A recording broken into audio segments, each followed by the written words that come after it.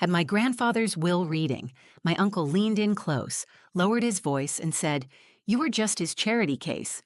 I felt it like a slap. Not loud, not public, but sharp enough to slice something in me I didn't know was still soft. My cousin Tessa, sitting just 2 seats away in a silk dress too bright for a funeral, laughed without looking up from her phone. "He only tolerated you out of pity," she said, like it was a fact we'd all agreed on years ago. I didn't say anything. I didn't flinch. That was the rule. In this family, silence is armor, and speaking up is how you get gutted. I had learned that early. We were gathered around the massive dining table in my grandfather's estate, heavy oak, longer than necessary, surrounded by old family portraits that looked more like oil paintings of strangers.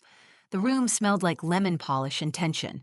My Uncle Calvin sat at the head of the table like he owned it already. Tessa sprawled next to him, bored, manicured, certain she was about to come into something big.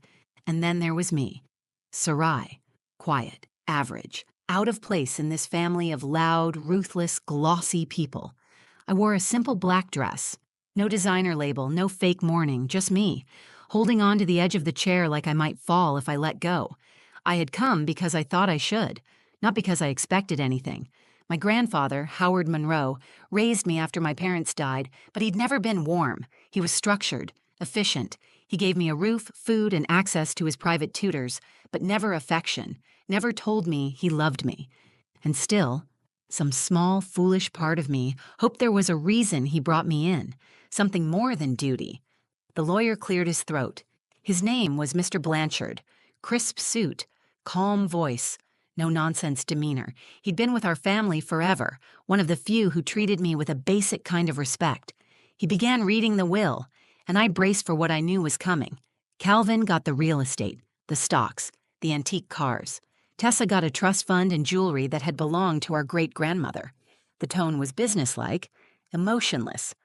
I waited for my name. Nothing. Then Mr. Blanchard paused, just for a second, enough to make the room shift.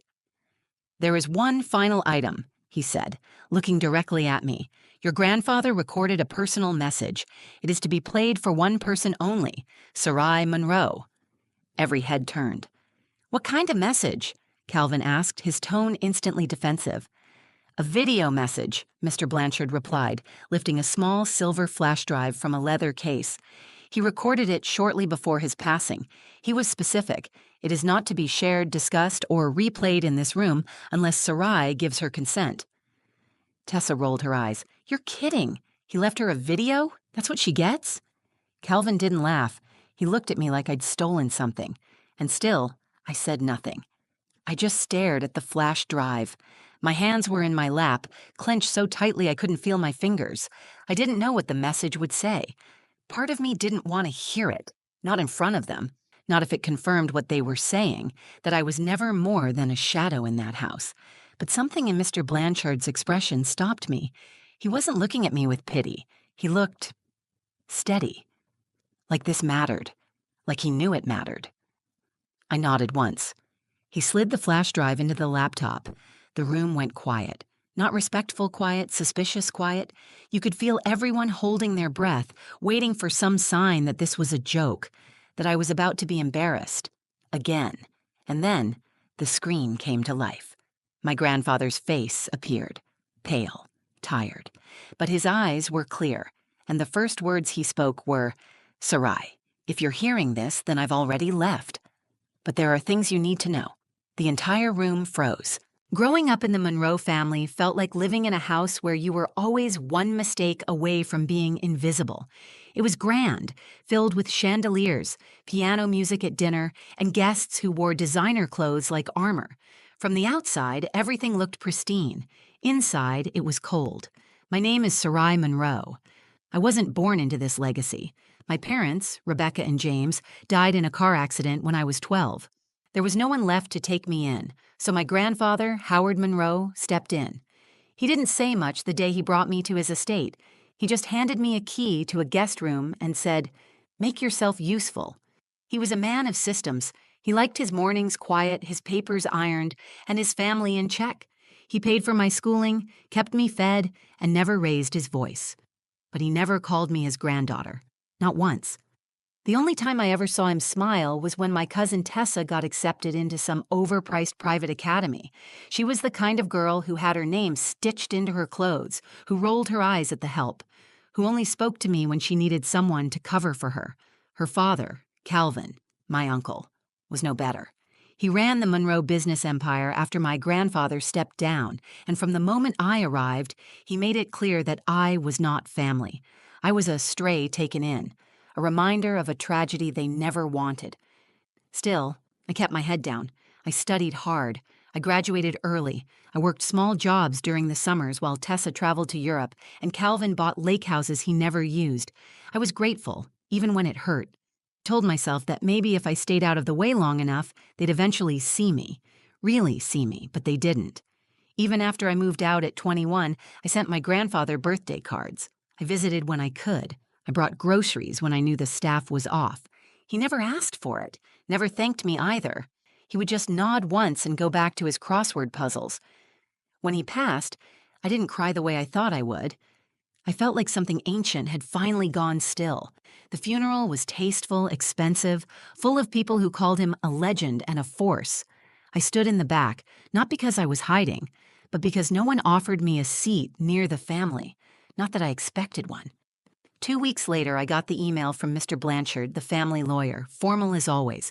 He requested my presence at the Monroe estate for the reading of the will.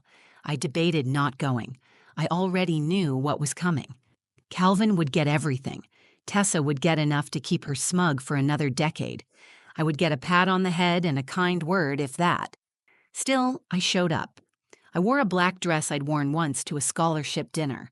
I did my makeup like armor, kept my hair tied back. No frills, no room for hope. When I walked into the estate, everything felt the same. Same dark wood floors, same smell of polished brass and fading flowers. The paintings on the walls watched like they were waiting for someone to disappoint them. Mr. Blanchard greeted me at the door. He was polite, his face unreadable. Calvin sat at the far end of the table, his Rolex catching the light as he tapped the wood impatiently. Tessa scrolled on her phone like the whole event was a waste of time. No one looked up when I walked in. No one greeted me. I took a seat near the middle of the table, not close enough to pretend I belonged, but not far enough to look like I was hiding. I wasn't here to beg for anything. I just wanted to hear the last words of the man who raised me, even if those words weren't meant for me. The chairs creaked. Mr. Blanchard opened the folder, and everything I thought I knew about this family began to crack. The will reading started like a transaction. No tears, no sentiment, just Mr. Blanchard's calm voice cutting through the silence of the room. I sat perfectly still as he unfolded the legal documents in front of him and began reading. "To my son, Calvin Monroe," he began, "I leave full ownership of the Monroe Properties portfolio, the Eastwood cabin, and the contents of my safety deposit box at First Federal Bank." Calvin didn't react. He sat with his arms crossed, like he had expected this all along. He gave a small, satisfied nod, like he was simply confirming what he already considered his. Mr. Blanchard continued, "To my granddaughter, Tessa Monroe, I leave the family jewelry, the contents of the Aspen storage unit, and the remaining assets of the Livingston Trust." Tessa looked up from her phone long enough to smirk. She glanced at me briefly, her mouth twitching like she wanted to laugh. She didn't. She didn't need to. The message was clear. Calvin got the power, Tessa got the sparkle, and I waited. Mr. Blanchard paused, flipping to the final page. My heart started pounding. I told myself not to expect anything, but it still hurt to sit there, waiting like some outsider who had wandered in off the street. "There's one final instruction," he said, his tone changing just slightly. "Howard Monroe left behind a personal message, a video recording. It is addressed to Sarai Monroe only." That's when Calvin turned his head, slowly. His expression didn't change, but his eyes narrowed. Tessa stopped scrolling. "What kind of message?" Calvin asked. His voice was calm but tight. "A video," Mr. Blanchard said. "He recorded it in the final week of his life. He was very specific. It is not to be shared or discussed. It is for Sarai and Sarai alone." "A message?" Tessa said, the word practically dripping with sarcasm. "That's what she gets? Not even a keepsake?" She was barely family, Calvin added. He gave her a roof, fed her. That should have been enough. I didn't say a word. I kept my eyes on the table in front of me, tracing the wood grain with my fingertips like it might keep me grounded. I believe Mr. Monroe's instructions are to be respected, Mr. Blanchard said, holding up a silver flash drive. The message can be played now, but only if Sarai consents. Calvin leaned back, smiling like he already knew what was coming. Go on then, he said. Let's hear what old Howard had to say to his little charity case. Tessa snorted. I swear, if it's some speech about working hard and keeping your chin up, I'm walking out. I could feel their words trying to pierce me, but I refused to react. That was the only power I had ever had in this family, to not give them the satisfaction of seeing me break. I nodded once. Mr. Blanchard plugged in the flash drive. The room went quiet. No one shuffled. No one cleared their throat. Even the air felt still, like the house was holding its breath. The screen lit up. My grandfather's face appeared, thinner than I remembered, but his eyes were sharp. He wore his usual navy sweater, and he looked directly into the camera. Sarai, he began, if you're seeing this, I'm gone.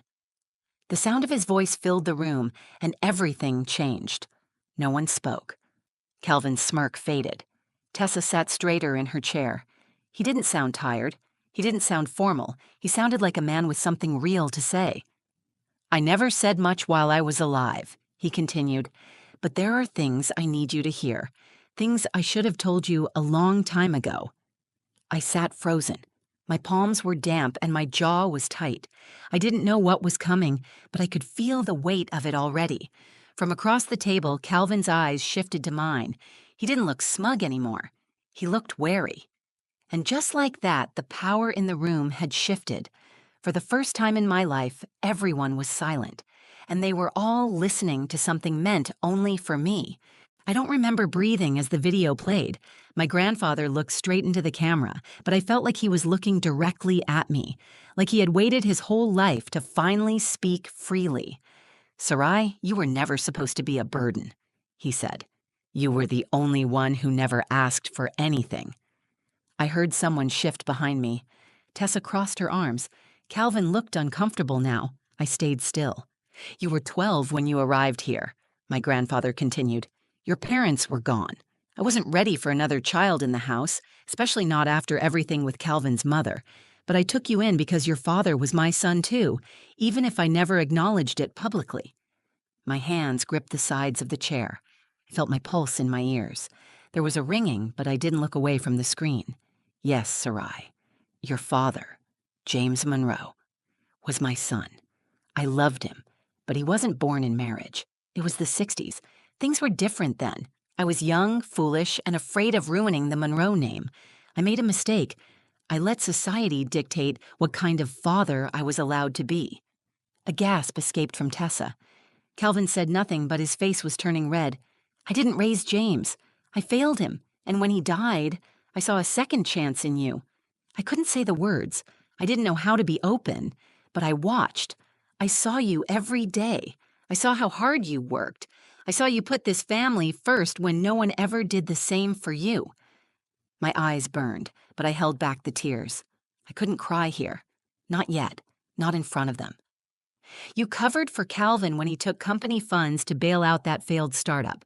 I know about it. You paid part of the accountant's silence fee with your own college fund. There was a sharp sound, Calvin's chair scraping as he sat back harder than before. He looked at me now like I was a stranger. Tessa looked confused. I didn't protect you the way I should have, my grandfather said. I let you be treated like a guest in your own home. That is my greatest shame. So I did the one thing I knew would make a difference, even after I'm gone. Mr. Blanchard pressed pause. I blinked, confused. There's more, he said, standing slowly. But before we continue, I need to state something for the record. He reached into his briefcase and pulled out a slim black folder. Several years ago, Mr. Monroe initiated a legal adoption. It was finalized. Sarai Monroe is, under the law, his daughter. She is his sole, direct heir. Calvin stood up. This is a joke, he said, his voice rising. He was senile. That wasn't real. That was never mentioned. Mr. Blanchard didn't flinch. He filed it himself. There are notarized signatures. It is binding. Tessa stared at me like she was trying to reprocess every conversation we'd ever had. Calvin leaned forward, gripping the edge of the table. "You knew about this?" he demanded. "No," I said, my voice steady. "I didn't." And that was the truth. I never knew any of it. I never imagined he would go through legal steps to claim me as his own. I thought I was just someone he kept around out of guilt, but now the entire foundation of my identity was shifting beneath me. Mr. Blanchard continued. As the legal heir, Sarai now holds majority control of Monroe Enterprises. The estate's main residence and corporate voting rights transfer to her as per Howard Monroe's final will. The air felt heavy. Every eye in the room was on me. Not with pity, not with amusement, with something closer to fear. I was no longer the girl in the corner. I was the daughter, the heir, the one person Howard Monroe had trusted with everything. I turned back to the screen. My grandfather's face remained still, frozen in mid-thought before the final segment would play. I nodded. Keep playing it. Because now I needed to hear everything. Mr. Blanchard pressed play again, and my grandfather's voice returned. His tone was steady, but there was something different now, something heavier. He wasn't just leaving behind instructions. He was telling the truth, for the first time. I built Monroe Enterprises with one goal in mind: legacy. I thought that meant wealth, properties, the Monroe name on buildings. I was wrong. He paused for a breath. Not out of weakness, but deliberation. Legacy is not in the things we leave behind. It's in the people we shape and the ones we choose when the world says not to. Sarai, you were never just someone I took in. You were my second chance. I failed your father. I didn't deserve the right to raise his child, but you gave me that chance anyway. Calvin had sunk back into his chair, his jaw clenched, his eyes dark. He wasn't angry anymore. He was unraveling. Tessa stared at the screen like she was watching a stranger speak her grandfather's words. You were the only one in this family who never lied to me, my grandfather continued. You never used my name to get ahead. You never asked me for favors or tried to manipulate my decisions. You earned everything you have, and I made sure no one could take it away from you. My throat tightened. Every memory rushed back in waves. Studying alone at night while Tessa partied, skipping meals to save money when I was too ashamed to ask for help, fixing the leaky sink myself because the staff wouldn't bother. I thought no one noticed, but he had. I know this will anger them, he said plainly. Let it. They had my attention their whole lives. You had my respect. That is why I've left the controlling shares of Monroe Enterprises to you. All executive decisions now require your approval. You don't need to play by their rules anymore. There it was. The words hung in the air, undeniable. Calvin shifted in his seat like the room had suddenly become too small. His empire, his boardrooms, his meetings. It all belonged to me now. Tessa looked lost, the arrogance gone from her face. My grandfather leaned forward slightly on the screen, his voice lower, more personal. Don't waste time proving yourself to them. You already did. Walk forward. Take what's yours. You were the future of this family the moment you walked through my door 12 years ago. I was just too proud to say it. He looked down for a moment, and when he looked back up, his voice softened. If there's one thing I want you to remember, it's this. You were never a burden. You were my redemption.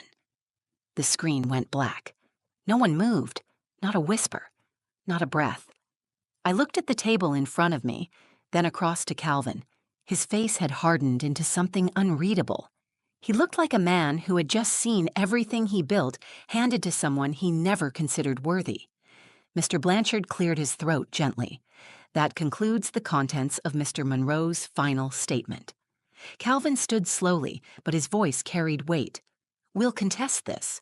You're welcome to, Mr. Blanchard replied, but I suggest you read the corporate bylaws your father revised last spring. He appointed Sarai as successor CEO in writing. It's already been filed with the board. The transition has begun. Tessa looked from him to me. Her voice was quiet, uncertain. Did you know about this? No, I said. I didn't, and I meant it. I had no plan, no scheme, no secret ambition. All I ever wanted was to feel like I belonged. Now, without warning, I held the keys to everything they thought would be theirs. I stood. I felt shaky, not from fear, but from the weight of finally being seen. I didn't speak out of spite. I spoke because it was time. "You made it very clear I didn't matter," I said, looking between them. "Now you'll have to figure out how to live with the fact that I do." And then I walked out of the room, not because I had anything to prove, but because for the first time in my life, I didn't need to stay and listen. I didn't go back into the house after that day. I left the estate and walked to my car without looking over my shoulder. The air outside was crisp, the kind that makes your lungs ache in a good way. I sat behind the wheel, closed my eyes, and breathed for the first time in what felt like years. It wasn't about the company. It wasn't even about the money. What shook me was hearing him say it. He saw me. My grandfather, who had never once said he loved me, had left me the truth. In that room full of people who spent their lives measuring worth in power and inheritance, I finally had something real. I had a name that meant something, not because it was Monroe, but because he chose me. Over the next few weeks, everything changed. Mr. Blanchard handled the logistics. He was efficient and direct, checking in often but never intruding. The company board scheduled an emergency session to confirm the transition. Calvin didn't attend. He sent his lawyer instead, who delivered a stack of paperwork trying to freeze the transfer of control. It failed. Howard Monroe had been meticulous. Tessa posted a vague message on social media about betrayal and family politics. I didn't respond. I didn't need to. She called once, left a voicemail that started with fake kindness and ended with bitter resentment. I deleted it. I moved into a smaller apartment closer to the office, not because I had to, but because I wanted space that was mine. No carved portraits, no antique rugs, just clean lines, open light, and the sound of my own voice when I spoke out loud. The first day I walked into Monroe Enterprises as the official majority shareholder, the receptionist looked up at me like she was expecting someone else. I gave my name and watched her eyes widen slightly before she stood to buzz me in. The office was full of people who had known my name only in passing. I could feel the curiosity, the doubt, the silent calculations. But I kept walking. I remembered what he said. "Don't waste time proving yourself." I wasn't there to impress anyone. I was there to lead. In private, I still carried questions. Why didn't he tell me sooner? Why didn't he treat me differently while he was alive? Why did it take death to finally be acknowledged? I don't have all the answers. I probably never will, but I'm learning to live with that. A month after the will reading, I visited his grave. I brought no flowers, just a letter I had written the night before. It wasn't full of forgiveness or bitterness. It was honest. I thanked him for finally telling the truth. I told him I would take care of what he left behind, not for his legacy, but because I knew how to rebuild things that were broken. I always had. I left the letter at the base of the headstone and stood there until the wind picked up. Then I turned and walked away. Sometimes I still hear their voices, Calvin's mockery, Tessa's laughter, the echo of 1,000 small dismissals that piled up over the years. But they don't sting the same way anymore. I don't flinch. I don't shrink. I've built my own voice now. I use it in meetings, in boardrooms, in places where people once looked past me. I'm no longer the quiet girl in the corner. I am Howard Monroe's daughter. Not by name alone, but by right. And more than that, I am Sarai. Fully. Unapologetically. The lesson in all of it is simple. Sometimes the people who hurt you the most are the ones who never really saw you. But when someone finally does, when someone chooses to leave you the truth instead of just things, it changes everything. It doesn't erase the pain. It doesn't fix the past. But it gives you the power to write the next part yourself. And I intend to write it well. Thank you for listening to my story. If it spoke to you, if you've ever felt overlooked, underestimated, or like you didn't belong, I hope this reminded you that your worth isn't defined by what others give you. It's defined by what you survive and who you become after. If this story moved you, please like the video, share it with someone who needs to hear it, and leave a comment telling me your thoughts or your own story. I read every single one, and I'd love to hear from you.